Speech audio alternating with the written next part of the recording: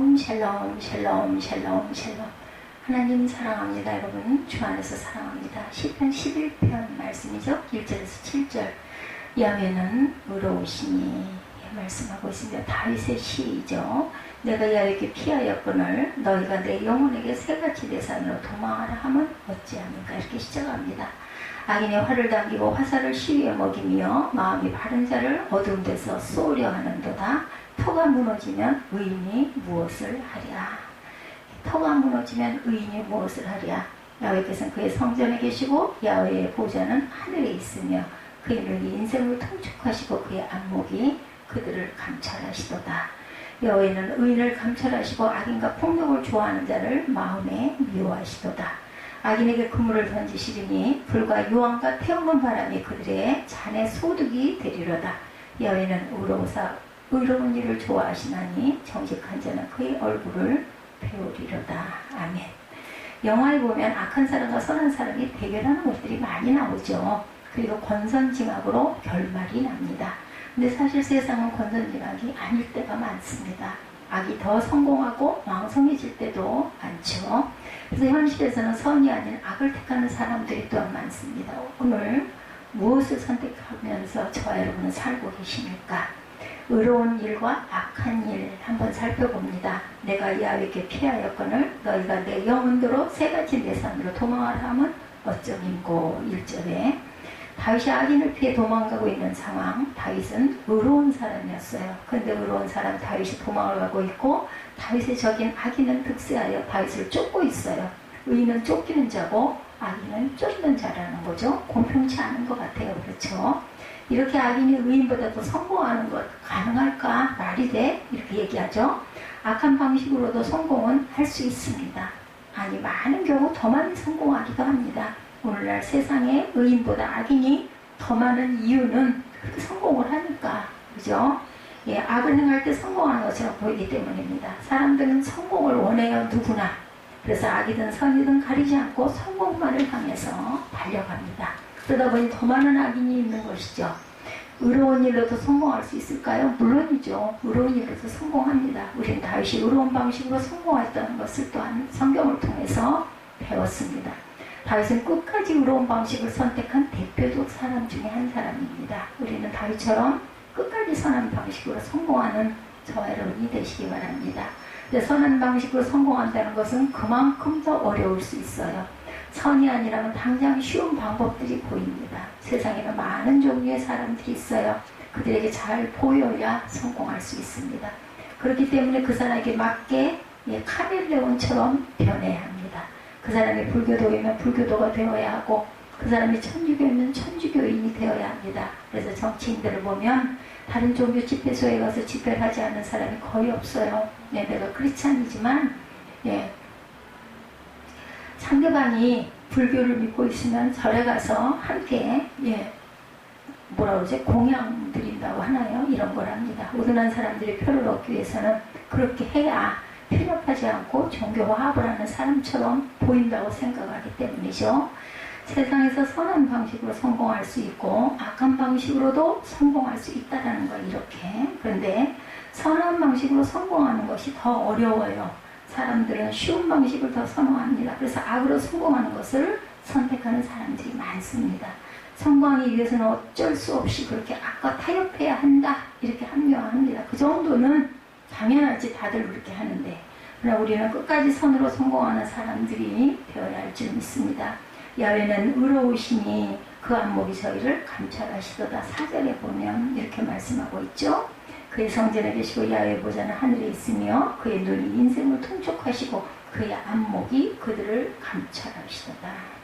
악으로 성공하는 것을 선택하는 사람들, 세상에서 성공하는 것이 중요한 것이 아니라 감찰하신 하나님께서 어떻게 보시는지 그것이 중요하다는 걸 잊지 말아야 된다.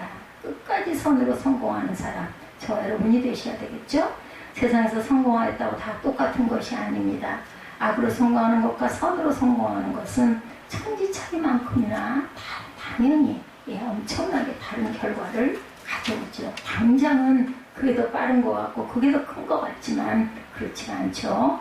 감찰하신 하나님이 다 기억하신다라는 것, 우리가 어떻게 성공하였는지 아신다라는 거죠. 악인의 화를 당기고 살을 시위에 먹이며 마음이 바른 자를 어두운 데서 쏘려 하는도다. 하나님은 감찰하시는 분이십니다. 그래서 악인이 어두운 데서 한 일도 기억하신다. 7절에 보면 야훼는 의로우사 의로운 일을 좋아하시나니 정직한 자는 그 얼굴을 펴배우리로다. 의로운 일이 악한 일보다 더 좋은 이유는 의로운 삶이 세상에서 더 성공하기 때문이 아니고 우리가 의롭게 살 때 하늘의 하나님께서 기뻐하시기 때문이죠. 우리가 의롭게 살 때 의로우신 하나님께 우리는 더 가까이 갈 수가 있습니다. 하나님은 의로운 분이십니다. 그래서 하나님은 의로운 일을 더 좋아하십니다. 우리는 하나님의 백성이기 때문에 바로 그 의로운 일을 해야 할 줄 믿습니다. 악인에게 그물을 내려 치시니 불과 유황과 태우는 바람이 저희 잔의 소득이 되리로다. 6절이죠. 세상에서 악한 방식으로 성공한 사람들 그렇게 쉽게 성공했어요. 그래서 좋아합니다. 그러나 그것으로 끝나는 게 아니죠. 그것으로 그들의 잔이 끝이 아니에요. 그들에게 남겨진 마지막 잔, 세상을 의로운 하나님께서 다루시고 심판하신다라는 것. 그래서 그들이 이 땅의 삶을 마쳤을 때 불과 유황과 태우는 바람에 의해 심판받음이 있다는 것. 그것이 그들이 받아야 하는 필연적인 마지막 잔입니다. 그들이 이 땅에서 누린 성공도에 이어지는 필연적인 소득입니다. 비록 이 땅에서 김일성도 편안히 죽었어요. 히틀러도 어떤 사람보다 많이 성공했습니다. 성경에는 이스라엘에 수없이 많은 악한 왕들이 나오죠. 그들은 나름대로 성공하기도 했어요. 그렇게 악인들의 세상에서는 성공하기도 한다라는 것. 그러나 그들의 필연적 마지막 잔이 무엇인지를 철저하게 기억하고 가야 된다는 것. 그래서 우리는 그들의 성공의 방식이 아니라 우리의 성공의 방식을 따라 끝까지 진실해야 한다는 것. 하나님을 닮아 의로워야 합니다. 중생케 하시는 성령의 역사에 대해서 디도서 3장 5절에도 말씀하죠. 너는 그들로 하여금 통치자들과 권세 잡은 자들에게 복종하며 순종하며 모든 선한 일 행하기를 준비하게 하며 아무것도 비방하지 말며 다투지 말며 관용하며 범사에 온유함으로 모든 사람에게 나타날 것을 기억하게 하라 말씀합니다. 우리도 전에는 어리석은 자여 순종하지 아니한 자여 속은 자여 여러가지 정욕과 행악에 종노릇한 자여 악독과 투기를 일삼는 자여 가증스러운 자여 피참 미워한 자였으나 우리 구주 하나님의 자비와 사랑하심으로 나타날 때 우리를 구원하실 때 우리가 행한 바 의로운 행위로 말미암지 아니하고 오직 그의 긍휼하심을 따라 중생의 시선과 성령의 새롭게 하심으로 하셨다라고 말씀하고 있어요.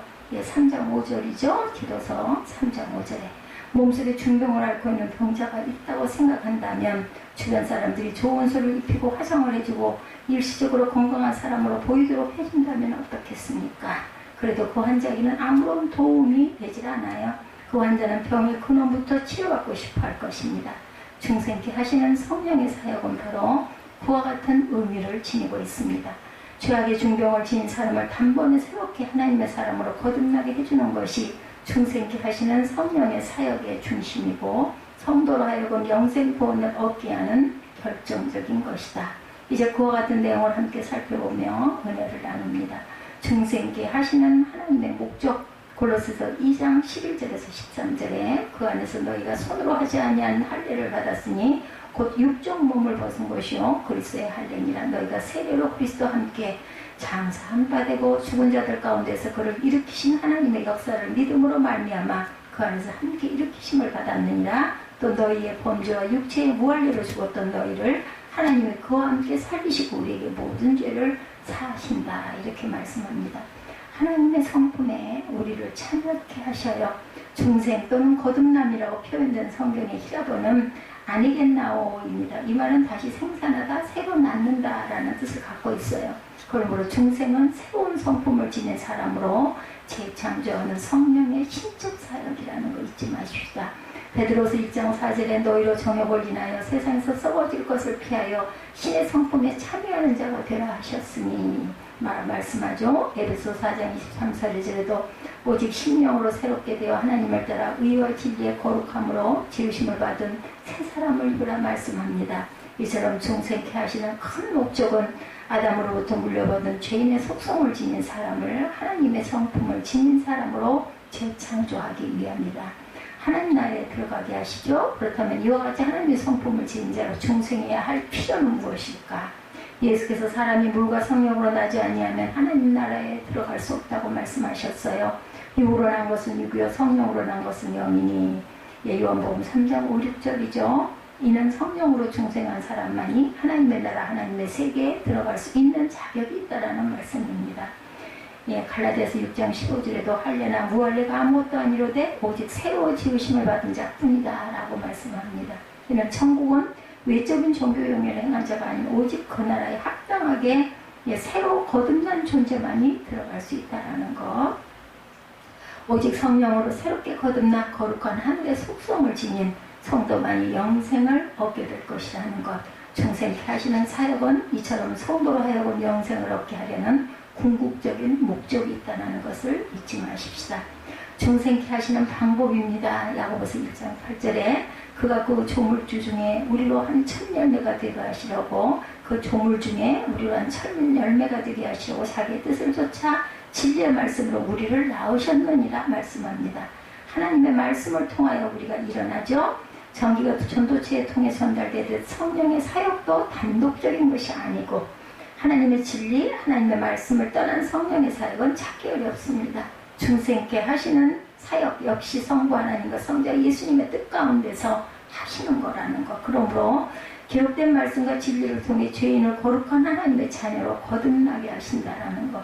우리가 물과 성령으로 중생케 되는데 여기서 물은 하나님의 말씀이죠. 주님은 너희가 거듭난 것이 썩어질 시로 된 것이 아니요 썩지 아니할 시로 된 것이니 하나님의 살아있고 항상 있는 말씀으로 되었다 말씀합니다.